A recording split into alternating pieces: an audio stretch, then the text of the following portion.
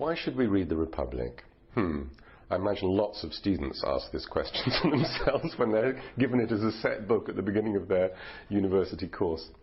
But in fact, there are many good reasons to read the Republic. And the first one I would pick on is just that it is immensely readable.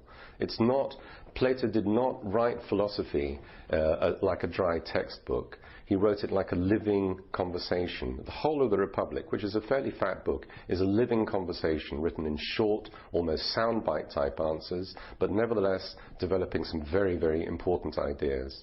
So my first answer then, we should read the Republic just because it is readable. It was written by a genius and it's worth reading. It's easy to read. It's not difficult.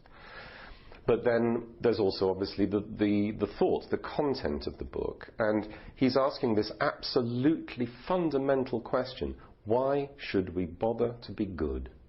What's in it for us, effectively? It seems, when we look at the world, it looks as though injustice pays. It looks as though crime pays, whereas the good people get trodden down. So Plato addresses this absolutely fundamental question. Why should we be good? I'm not going to tell you his answer. Read the book.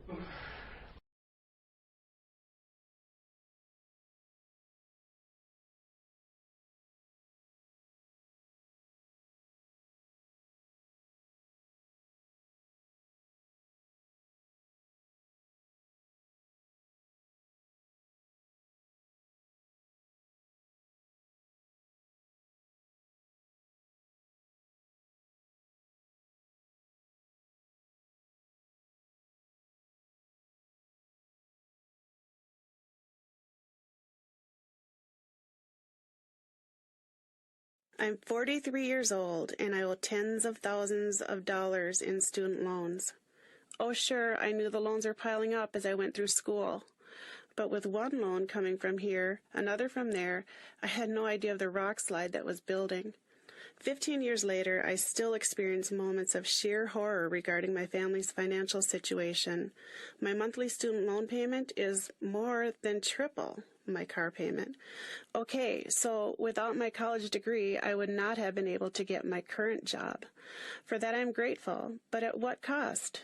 My loans have been accruing at a rate of 10%, and now they have burgeoned to, well, I'm an English major, you do the math. I don't think they'll ever get paid off. We're in debt way past our eyeballs, and there's no hope in sight. I'm being kept in class, a financial class of graduates whose only hope for attending college meant borrowing money from the government. Because of our mounting credit card debt and monthly payments that far exceed our family's income, my kids will also join the class of citizens who can't rely on their parents for college support. Do I wish I'd chosen another educational route? You bet. Perhaps trade school. I thought that being a plumber might not be such a bad gig. But if your job aspirations require a 4-year degree, take my advice and choose a college you can afford both during and after graduation. Take a realistic look at your anticipated income and factor in priorities that don't carry a price, like the spouse and children you might want to have someday. I was overconfident that my student loan debt would pale in comparison to the lucrative writing career I'd enjoy after graduation. Now I'm paying for that decision in more ways than I'd ever imagined.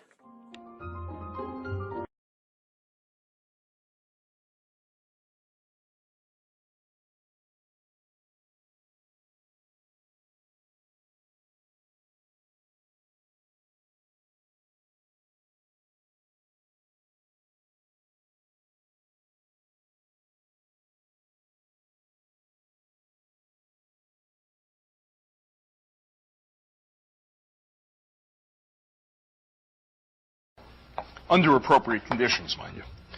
Sound receptors. You've got sound receptors in your ear, and they're beautiful. We're not going to talk about them at any length, but there's little flappy, these little spiky things going along in your ear, and they can translate vibrational energy coming from your ear, hitting your eardrum, being translated into a vibration in the fluid in your ear, into a physical motion of these little receptors there, into an electrical motion, into an electrical signal that goes into your ear. So all that's pretty impressive stuff. We're not going to talk about the details of it, but I invite some of you who want to learn more about this, particularly MIT students, I think, find receptors to be really quite remarkable kinds of devices.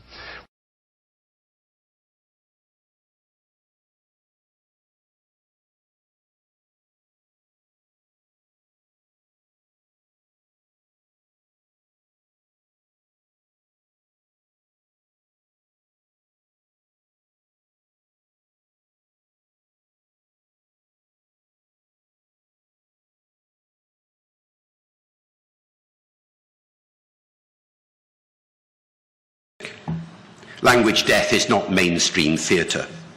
It is not mainstream anything. Can you imagine Hollywood taking it on? It's so far outside the mindsets of most people that they have a difficulty appreciating what the crisis is all about because they're not used to thinking about language as an issue in itself. Somehow we need to change these mindsets. We need to get people thinking more about language, more explicitly, more intimately, more enthusiastically. Interest in language is certainly there in the general population. Most people are fascinated by such topics as where words come from, or what the origin of their town's name is, or whether their baby's name means anything. And they're certainly prepared to play Scrabble and a host of other language games ad infinitum. And you get language games on radio and television too, but a willingness to focus that interest on general issues, a preparedness to take on board the emotion and drama inherent in the situation of language endangerment is not something that happens much.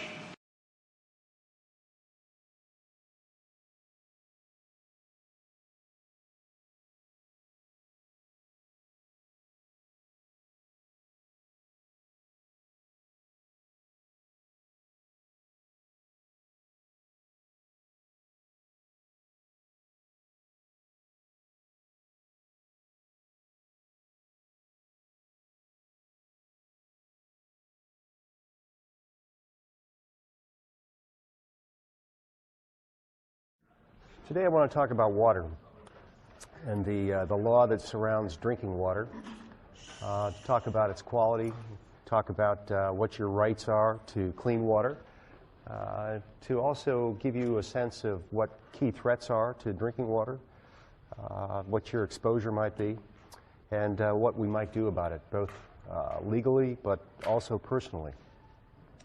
Water is a critical component of our environment in our bodies. Your body is close to 70% water. You can go for several weeks, 2 to 3 on average, without food. You can only go for about 4 minutes without air. And you can go for maybe 4 or 5 days without water before you die. So water is absolutely critical, and one of the key arguments I want to make today is that it's a largely neglected area of environmental law, given the rapid increase in our knowledge about chemical threats to water quality and where those threats come from.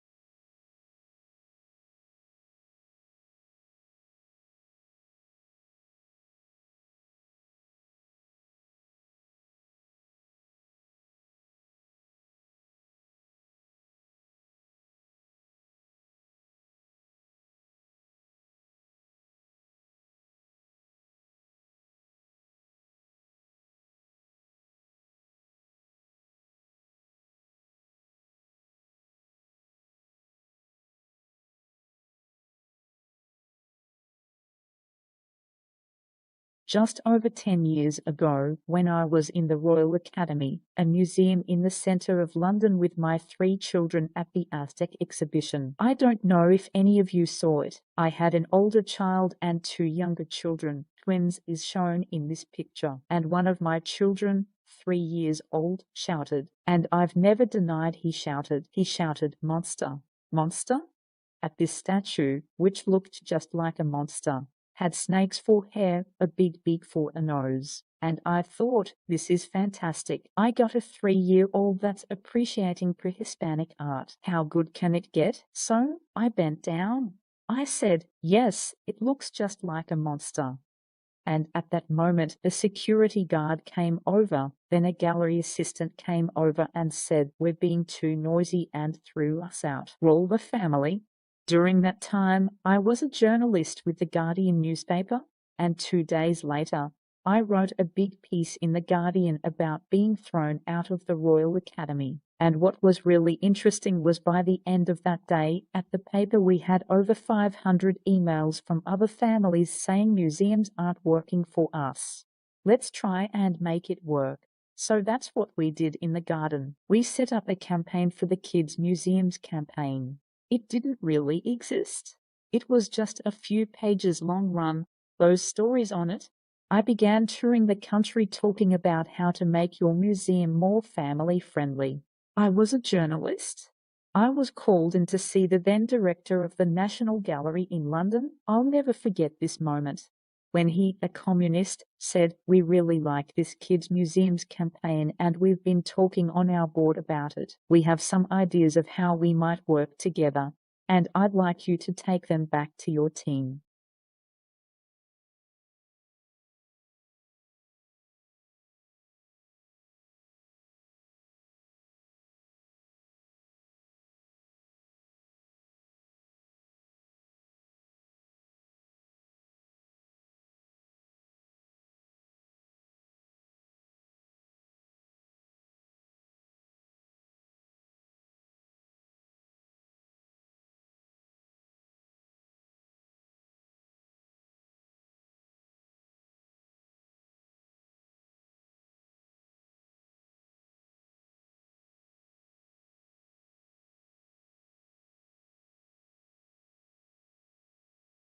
Through the 1950s and into the 1960s, the idea of the Industrial Revolution was that it was the work of some genius inventors who created machines used primarily in the textile industry, but also in mining that eliminated blocks to assembly line production.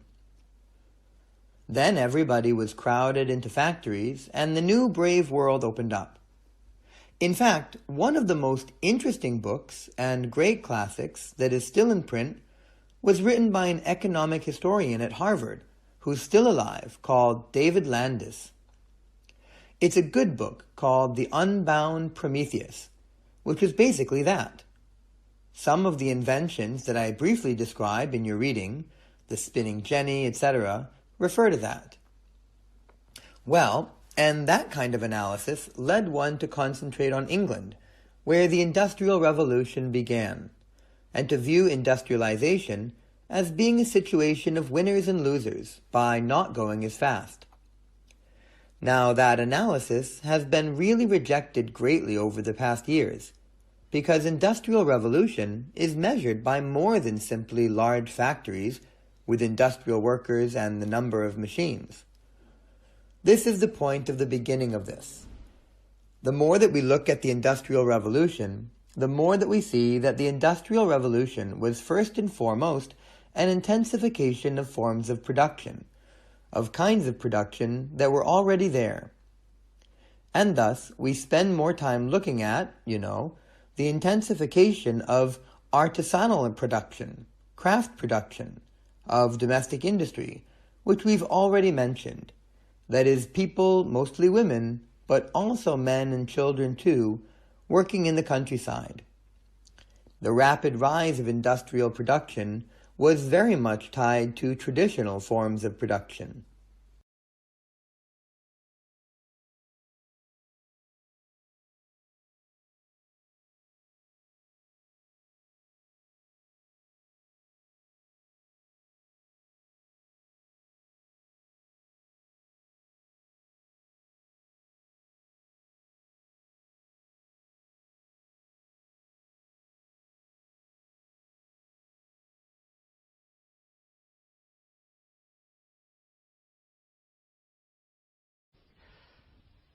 This is a talk about visualizing life without fossil fuels.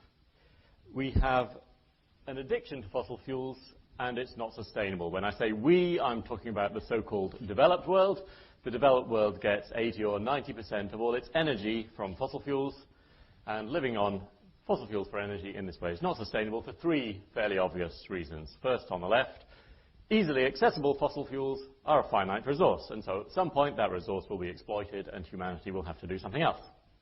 Second, Setting fire to fossil fuels puts carbon dioxide upstairs, so we have the climate motivation. The clear consensus of the climate science community is, with substantial error bars still on exactly what might happen, their advice is this is a geoengineering experiment that we're well advised to stop as soon as possible. And third, even if you don't believe in climate change, and even if global fossil fuels aren't running out today, it might be the case that your fossil fuels or our fossil fuels in a particular country or state have run out, and you might have to depend on other countries or states for fossil fuels in the future. So you have a security of supply motivation for saying, let's look into really getting off fossil fuels in a serious way. I find all three of these motivations equally compelling, and I'm just going to take it as given now that we are interested in discussing life after fossil fuels. So everyone gets rather emotional when we get into this topic of what to do at our energy system, and when I wrote my book about sustainable energy, I was trying to help. I'm sure emotions are important, but we also need facts and numbers, and I tried to write a book that would be agreed by everyone as having useful numbers.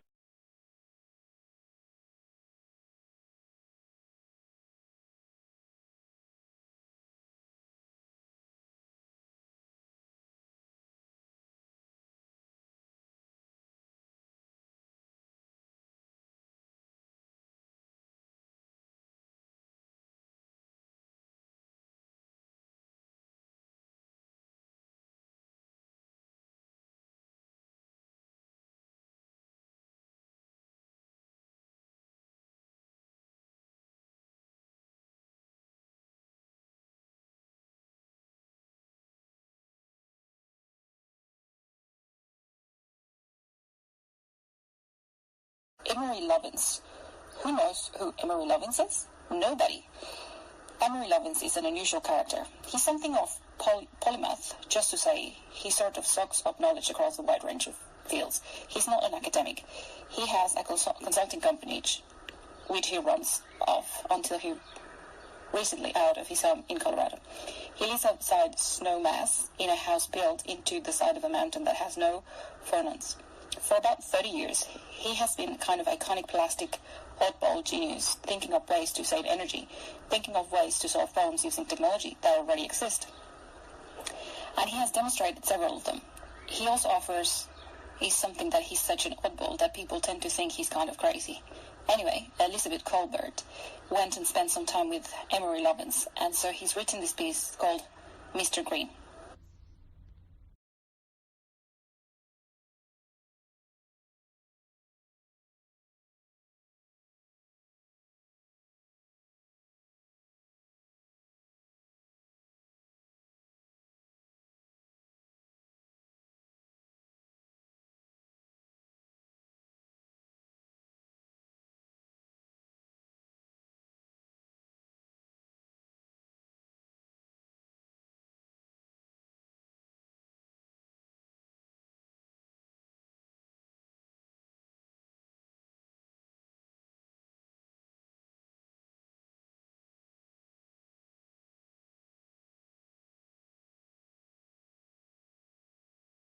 People often forget their cards after taking money from the ATM.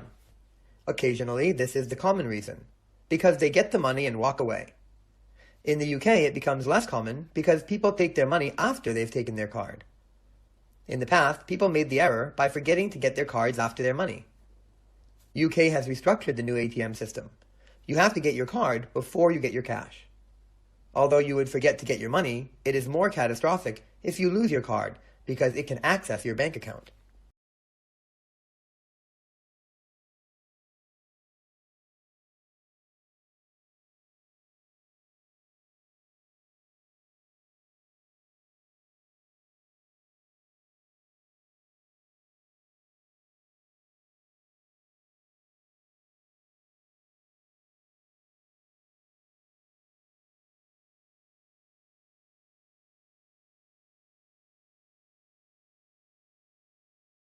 Before we consider international environmental law and climate change, we need to consider domestic legislation, as it is within the sovereign states that international law is put into practice.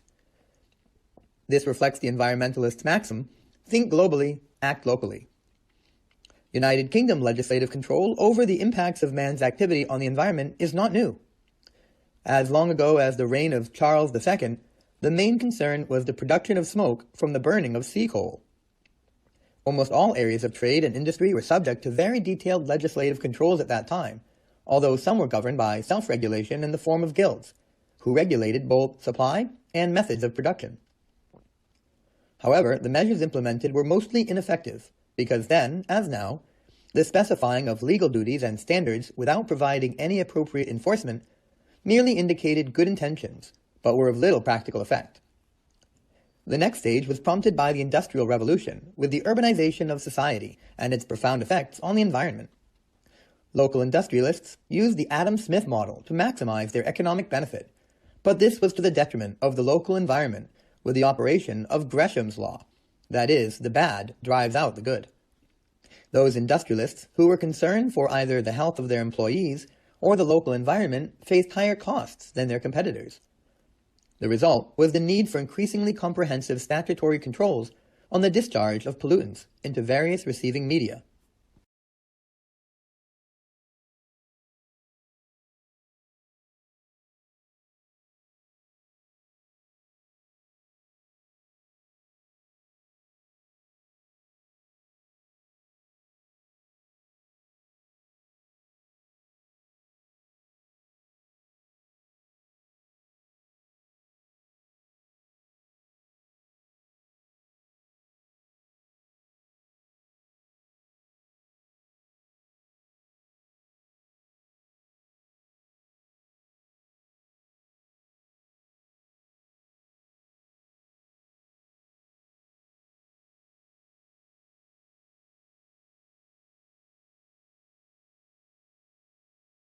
What is globalization? I think that it takes on a few different definitions in one sense of the word. Globalization means proliferation of transactions across country. So, one way of thinking about globalization is a way to describe increased international communications, more trade happening between countries, and be less self-sufficient in providing goods and services to their people, and more companies that have offices in multiple countries, which we call multinationals. So, the source of growth in travel and communication and corporate trade across borders.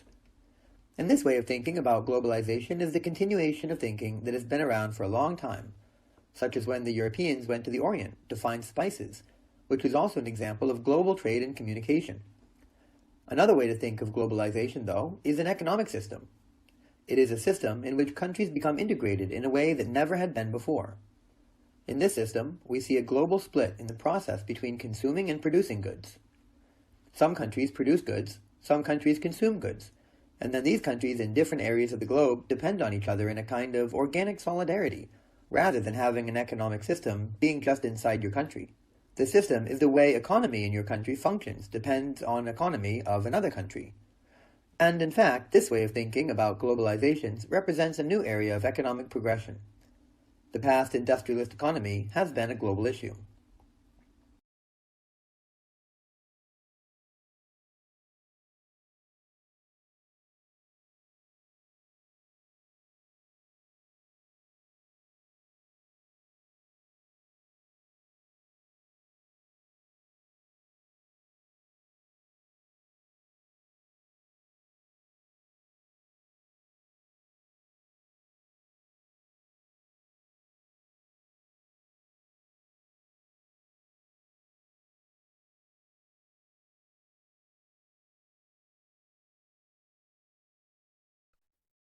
Well, that's one aspect of what's called reducing government, modifying government to be more precise.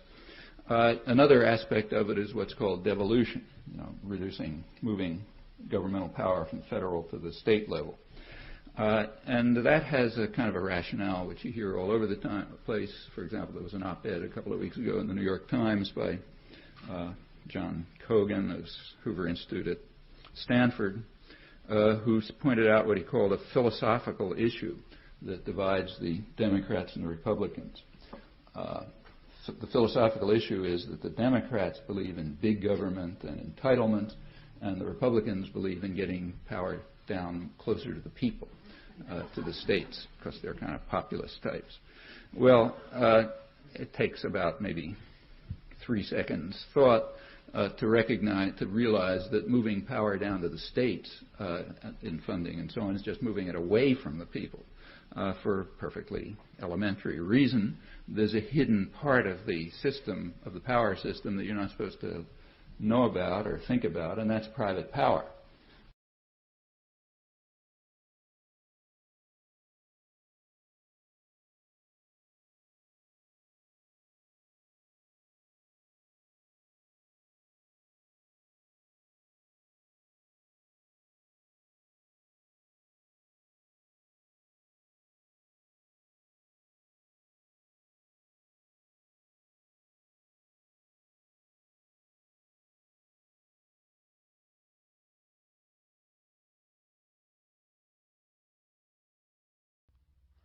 The debt today is so high. It's 200,000 rupees. 300,000 rupees of peasants who have no capital. And they who know within a year or two, when they accumulate that kind of debt, they will never be able to pay back. Where is the debt coming from? It's coming from a seed that is costing 100,000 to 200,000 rupees per kilogram, depending on what you got. Seed that used to be free, used to be theirs. Pesticides each time, the more they use, the more they have to use. 12 sprays, 15 sprays, 20 sprays. Pesticide used in just the last 5 years in the large areas of India has shot up by 2,000%. That's why the free market and globalization have brought. And since we're talking about peasants who have no money, who have no capital, they can only buy expensive seeds and expensive pesticides by borrowing. And who lended that money? The same companies that sell the pesticides, which are the same companies that sell the seeds, as you know, are now also the major creditors.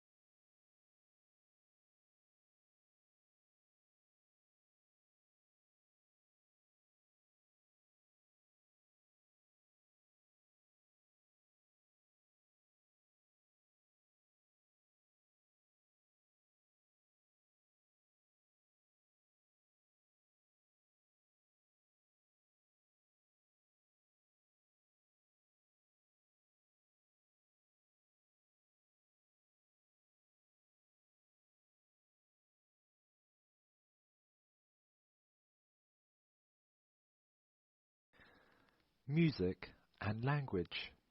Both music and language have a lot of similarities. They involve complex sequences that unfold in time. They are both forms of communication. This has interested all the world's best philosophers from Plato going back over 2,000 years ago. Scientists like Darwin wrote about possible evolutionary links between music and language in his book The Descent of Man. And so did artists like Leonard Bernstein, who gave a series of lectures at Harvard in the 70s. He spoke about the grammar of language and the grammar of music from Noam Chomsky's theories. So it's a persistent question. It keeps drawing interest from scientists today, but there are some basic, obvious similarities. For example, both music and language have rhythmic, systematic patterns of timing, accent, and grouping. Both language and music have melody-structured patterns of pitch over time. Both have syntax discrete elements like words or notes, and principles for combining those elements into sequences. Sentences are just random sequences of words. Both convey affect, which means emotion using sound. You can make out a lot of emotion from a person's voice, and music has the characteristic of providing emotions like happiness or sadness.